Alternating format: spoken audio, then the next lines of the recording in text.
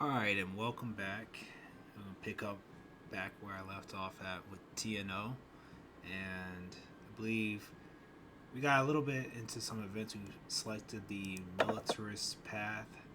So that's the tree that we have. And be interesting to see what happens next. So yeah, just playing through some events and going from there. I'm sure there's some decisions. I see we have some of these. Look for opportunities, divert infantry equipment. So, and then we're competing with the other three potential candidates. But, anyways, we'll see. So, there's that. Oh, I see there's England. So I've played through TNO before, and I've played down this path. I just never played the Wild Ride part, which is supposed to let you go on a path of conquest and all that stuff. But that's why I wanted to play it, because like I've never played the Wild Ride mod. So we'll see. So we got a new event. Wow, it's like a lot right here. It says TikTok. I'm just gonna call him G-Man. Strummed his jewel fingers against the grandfather clock, admiring his ornate cravings. He had a similar antique, like the Carnegie Hall, older of course, but similar. The door suddenly swung open. The leader shuffled into the room, muttering to himself, struck this matted flop of hair wet resting on the clammy forehead. I'm definitely not going to read that part, but they saluted him. I haven't seen you since the last shooting or the ghastly shooting. It doesn't surprise me that you're walking it off, though. H-Man, fleshy, sallow face was scrunched to confusion. His bright blue eyes rested on the Reich Marshal, and he began to hobble forwards. My leader, it is truly an honor to be named as your successor.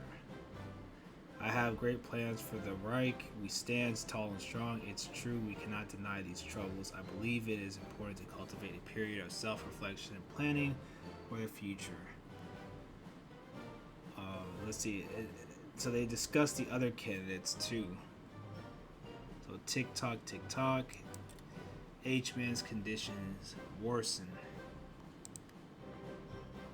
So clearly, yeah, we picked up where there's a line of succession. Right. This is also another thing to kind of gauge where our faction stands or lies at. As you can tell, this is the militarist faction. So, yes. They have loyalty, power, and influence. All these are high, so that's fine. And there's different RK or Reich commissariats, as you can tell down here. It seems like we have like a pretty large army, 48 divisions, or 31 motorized, 48 infantry, 20 MBT, 6 mountaineers, 2 elites, 2 air assault, 1 marine. What about the Navy? 6 carriers, okay.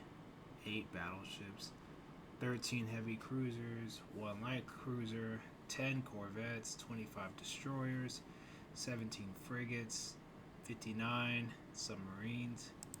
So yeah, let's see. Any decisions? I see there's some new ones. Diverting infantry equipment, okay.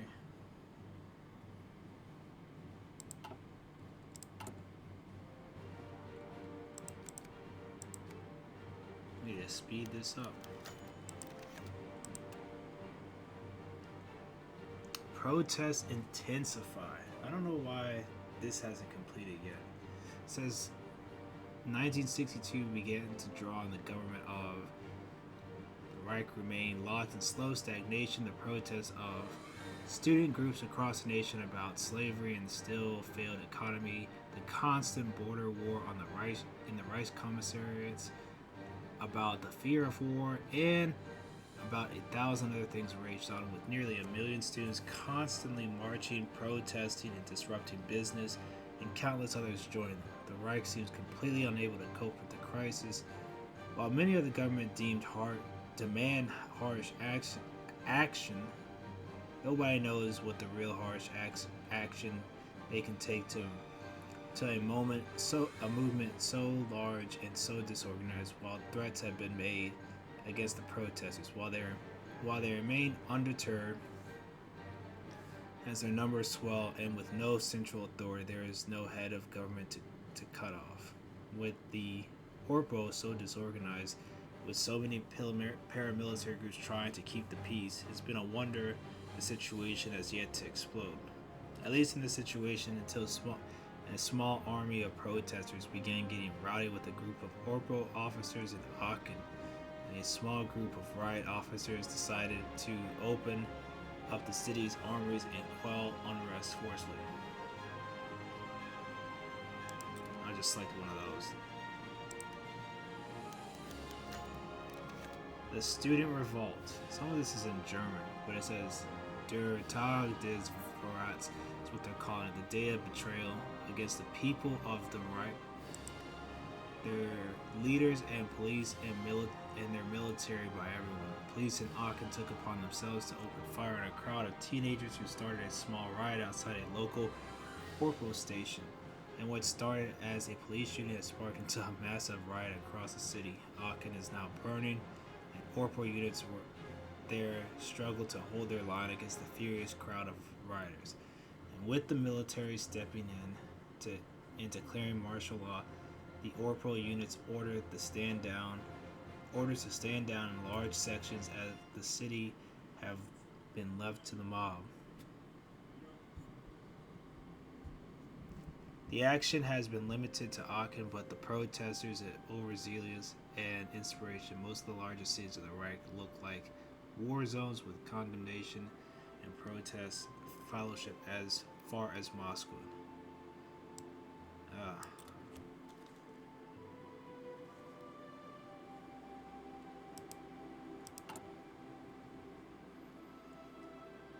Well, there goes political power. Minus 100. So there's unrest in Aachen. Where's Aachen at? Yep, so we're making some progress with the faction, the boost. So it's gonna take some time. Let's see, what else do we have? All these events to go through until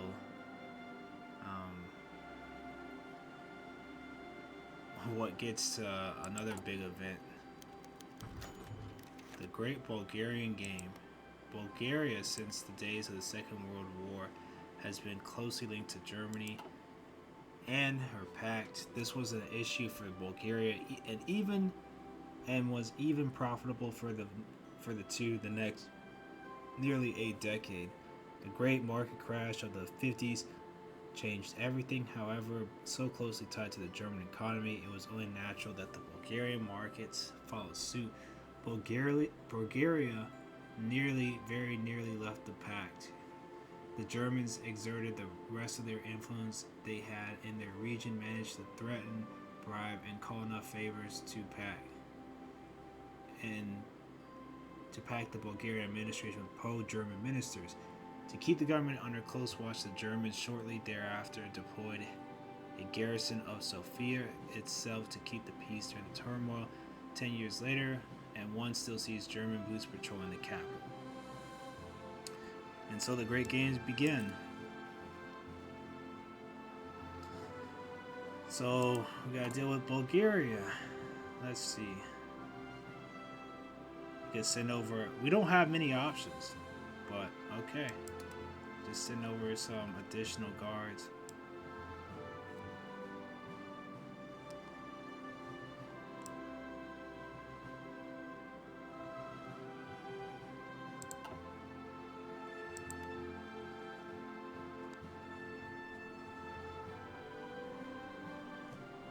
I wonder what's going on with America.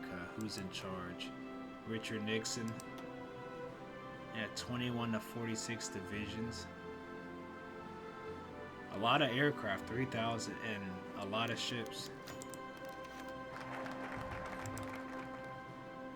Alright, so we completed a focus. The art of diplomacy. This one looks like it gives a little bit of background to Borman. If you guys want to pause and read that, you can. It's a lot. This does read like a novel, I will say that. It does. That's what makes it interesting about this, is that this particular mod is more in depth about the world itself and world building than it is. It's more about world building and that sort of stuff, more so than just the actual combat. Don't get me wrong, the combat's still like a factor, because everybody's going to war with each other no matter what, pretty much, in this world, unless you go, I guess, a few other paths. So it says the army marches on. Klaus winced at the screen and drilled his ears. Masses of students bustled before him, waving placards and bricks alike, screaming at the armed soldiers like banshees. A large papier mache head was floating around the crowd with the evil eyes and the Faline grin, mockingly painted in makeup. There were several chants, just desperate and sporadic, with the loudest without question, down with Goring. Klaus gripped the rifle tightly and looked towards the comrades for assurance. He was 18 years old, fresh out of training. He had imagined being sent to the beautiful expanses of the snowy eastern front, or down to the exotic jungles of Africa. He did not expect to be facing fellow Germans for his first assignment. Soldiers were pushed forwards, screaming at protesters to disperse. The close cluster backed away, apart from the girl, who thrusted her anti-Goring sign forwards and screamed back. One of the soldiers walked up and smashed her in the face with the butt of his rifle. It says sacrifices must be made. Okay. So things are obviously there's a lot of unrest. Let's go for secure the streets. Things are getting pretty rowdy and stuff.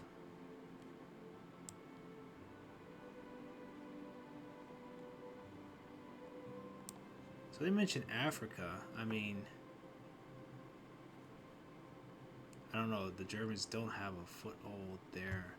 And then this space is just left blank. I don't know. There's a lot of, I don't know what happened to that part of North Africa or in general, but I know the Italians have their thing. So, Gilazio Ciano. Well, I'm probably butchering that. Yeah, Ciano. So, seems like the Italian Empire is a thing. I know, what is it? If we look at faction, the Eins Pact, this pretty much most of France, yeah, all of France, and England, pretty much Western, or Western Russia, and Norway. That's pretty much it. I mean, the Triumph, and then I forgot to say Africa too. So I could see why they said Africa, because like Central South Africa is, and Madagascar is part of that. Japan has all of that. That's pretty big and extensive. I wonder what their military looks like. So yeah, they own Korea and Taiwan and a lot of these islands out here.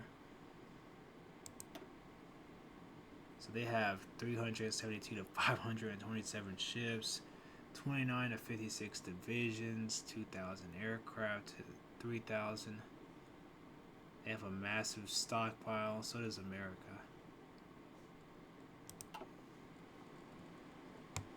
But, yep.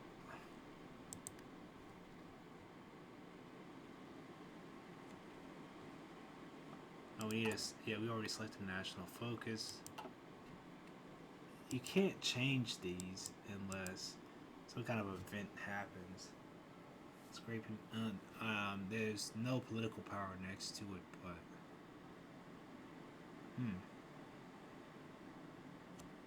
So there's 1 year draft, 2 year draft,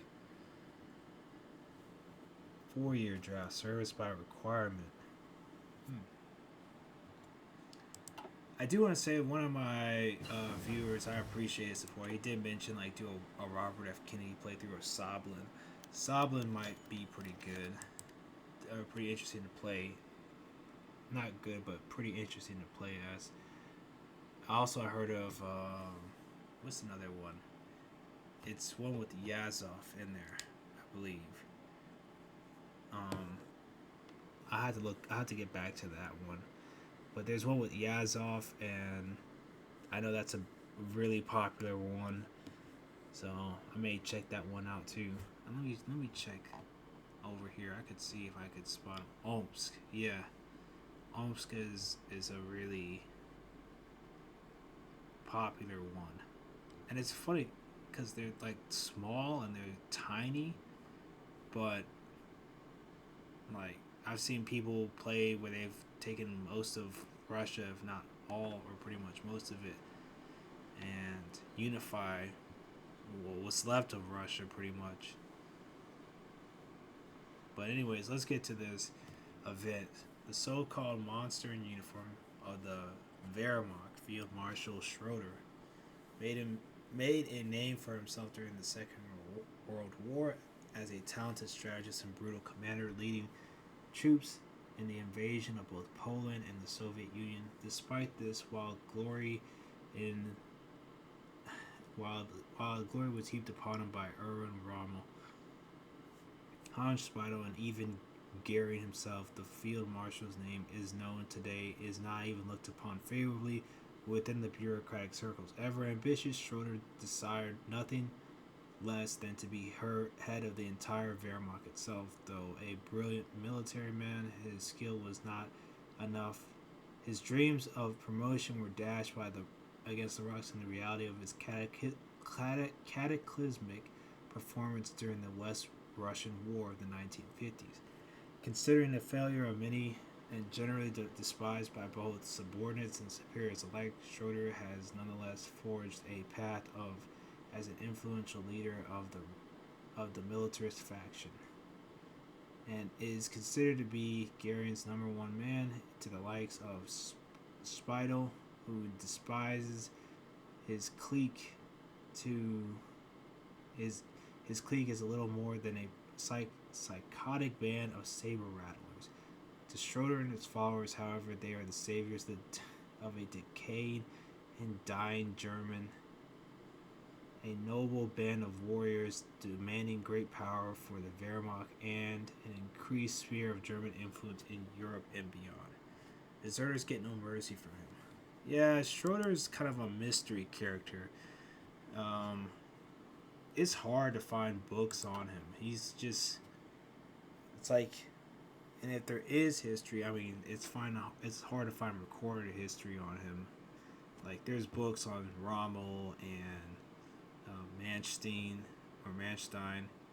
and other German generals, or some, like, I guess Keitel might have some. I know Guderian has a couple books, but to find anything on Schroeder is kind of hard to come across. But anyways,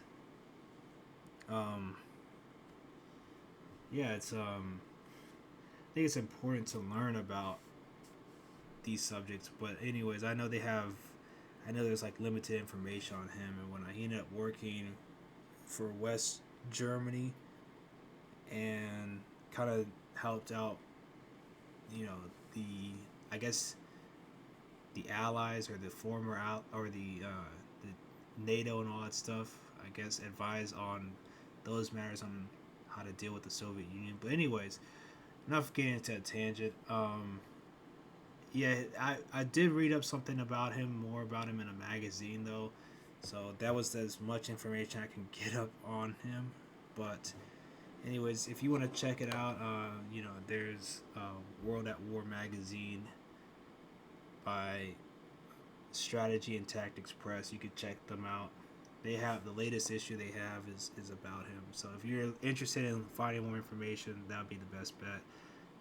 He did not like deserters. That is true, and that's what I find interesting about this mod is the people did do their research on these people, and even though there's scarce or hard to find information on it. But anyways, let's get back to it and continue playing. Let's see, we have some decisions. We can divert infantry equipment, sure. There's strategic fort building. We may get to that, but let's see. Look for opportunities. It says demands for women's rights, students within the streets. Isn't anything new to our administration? New movements occasionally pop up now and then before dispersing into nothing, quickly being forgotten. The new feminist movement, however, has not. Spearheaded by a large group of female college students, the new group has been organizing marches, rallies, and meetings in a number of major cities. Reactions are mixed. Many conservative party members, or NSDAP, are disgusted, arguing that women's purity needs to be preserved and that the German women's purpose is to be a caretaker. Some of the more traditional women wholeheartedly agree and see their place in Germany as an essential pillar in the German family. On the flip side, many younger women chafe at the thought of remaining second-class citizens in their own country and demand more freedom and acceptance in the population at large. Many reformers and even more with a few conservatives are agreed to the grievances laid out as valid. Popular opinion is split, and marches and rallies become more frenzied. The government needs to step in and take guidance one way or another. Pay them lip service and give them vague reforms. Let the people choose. Wait it out. We are not changing the status quo. Break on the marches. Women's rights. Stop the marches. Arrest all leaders. So we can't grant it to them. It says it'll increase Spears' legitimacy. I guess we'll have to go for this one to increase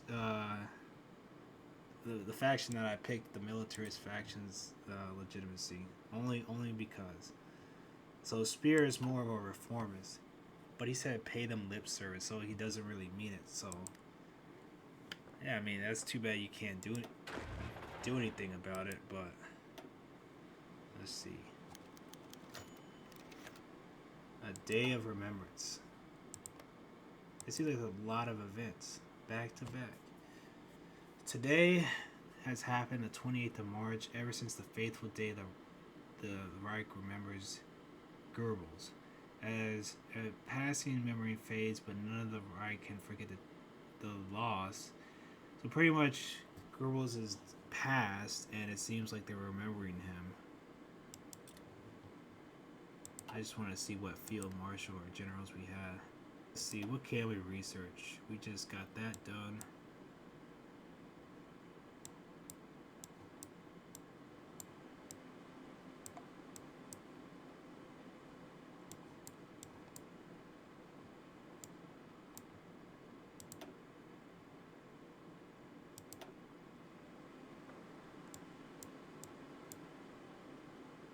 Anti-air. Assassination attempt on King Edward the 8th? Yeah. So we need to pick out a research slot.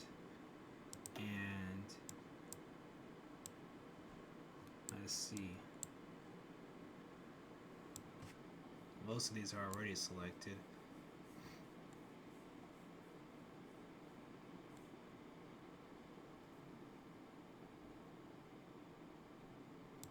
Oh, we'll go with that.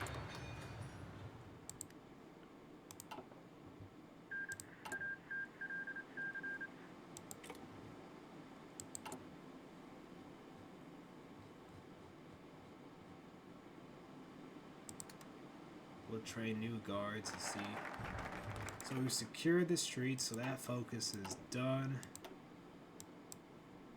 Go for the Reichstag. Try to balance out a little bit of both focuses, but at the end of the day, it won't really matter for the most part because this is building up to the big conflict and going from there.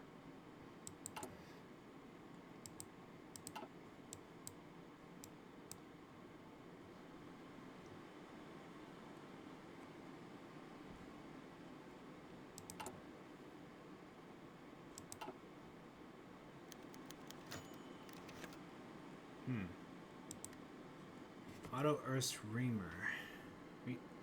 born August 18, 1912, was a career German soldier. Reimer joined as a commissioned officer in 1932, just as the party was rising in prominence. A former youth leader, the Second World War would see him deploy on nearly every front that the Reich participating in Poland, France, the Balkans. Reimer impressed his superiors during Operation Barbarossa, where he led his own regiment in Ukraine with distinction. In the following decade, Reimer managed to claw his way out and commanding his own corps just in time for the West Russian Revolutionary Front invasion on Reichskommissariat Moscow. Again, he led with distinction on fighting against the communists. Reimer's corps was also instrumental in sabotaging his coup. He and his men arrested more than the fair share of formations when Speidel sent his orders.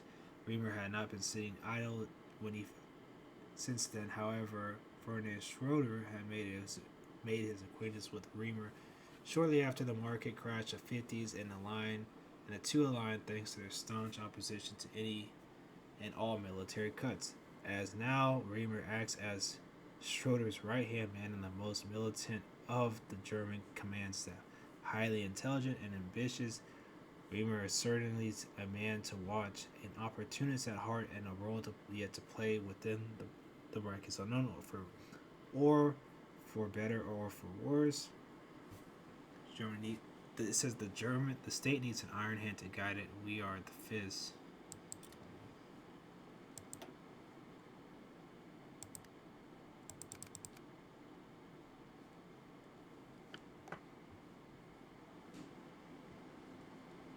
So we got another event. New Bulgarian man.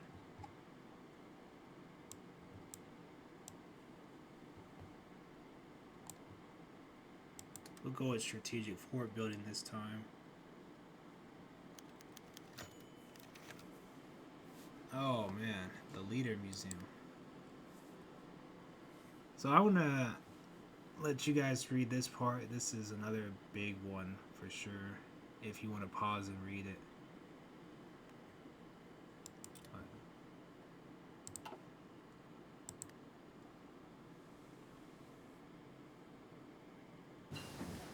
Alright, got a couple research slots finished.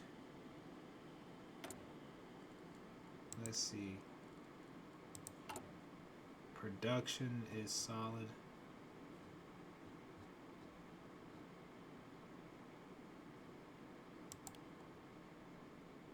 Let's see. Any naval ships we can build? Convoys. Yep.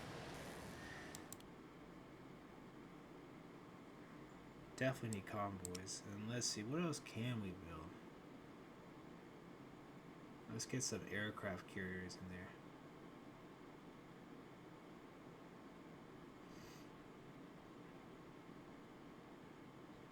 There's so many different class aircraft carriers. Basic aircraft carrier A.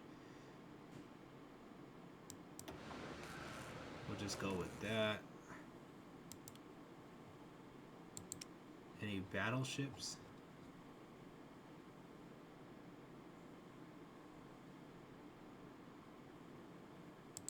I like battleships a lot, so I just feel like I just want to get them at least somewhat of a standing chance when it comes to Navy.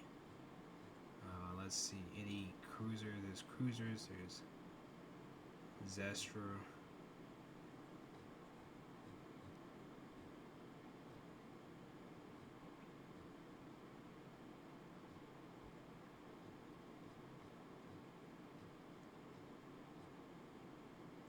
Let's see, there's basic destroyer, so we can go with that.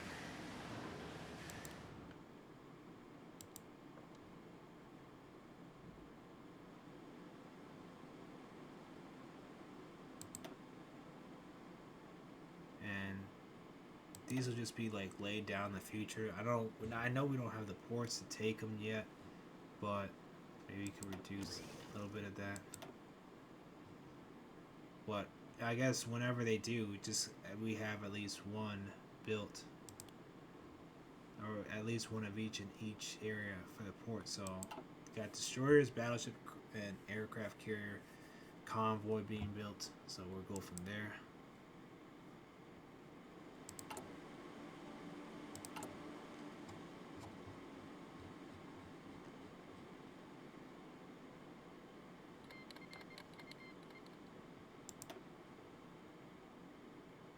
Let's see. We'll just frame somebody for the attacks. That'll be another thing to go for.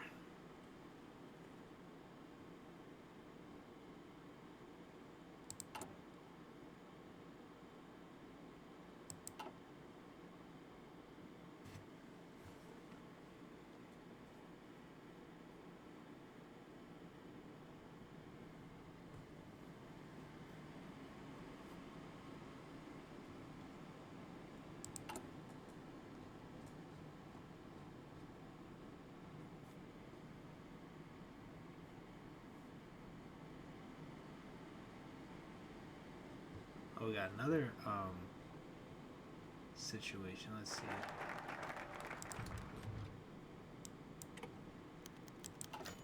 Alright, so we have an event.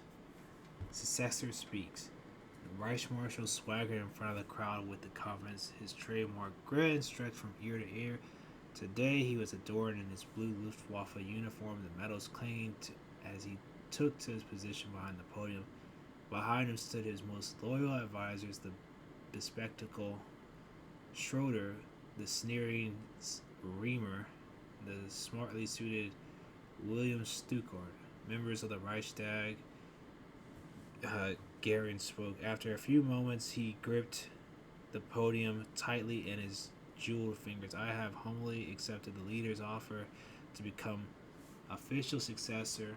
Many of you know that such a proposition has been enshrined in our law since 1938. I'm proud to say that the strength of our relationship has grown since that time. His eyes, blue and narrow, dragged themselves across the brown masses of the Reichstag. The Reich, however, has only weakened. As your leader, I promise to drag us from the marshy swamp of our own making and into the glorious new era. His voice grew slightly strained and continued the speech. I shall deliver us into an age of absolute military domination. Our foes make no mistake, the leader's vision for Europe must be completed. A sporadic wave of applause swept through the crowd, emanating largely from the militarists and Wehrmacht officers, but also from a few conservatives. Garen gave an uneasy smile and glanced behind him where Schroeder was watching on eagerly. To strengthen our Vaterland, which is, I guess, fatherland in German, Garen continued, we must save our economy from the clutches of those who wish to exploit it for our own selfish purposes. You know who I'm talking about. Oh, well, yeah. His voice grew more energetic and he puffed out his chest in excitement. I'm talking about the bankers. I'm talking about the Swiss. Let's revitalize our economy and let us energize the workforce. Let's abolish wasteful spending on useless projects that plague the Reich. Alright, so now that that's done, I'm going to conclude the video here. As you can tell, we got through some events. Mainly, there's also some things going on with Bulgaria. So yeah, a lot of events going on. They're giving this backstory. It seems like when I noticed with this mod, a lot of backstory before something else happens. I guess whenever H-Man passes away, because he will. So, anyways, if you like this, subscribe, give a like. I also thank you for bearing with me. I know the Kaiser Reich video is. I appreciate the support of the Kaiser Reich video and a lot, and I will continue to go back to that one day. But again, thank you, and thank you for watching this video, and take care and have a great day.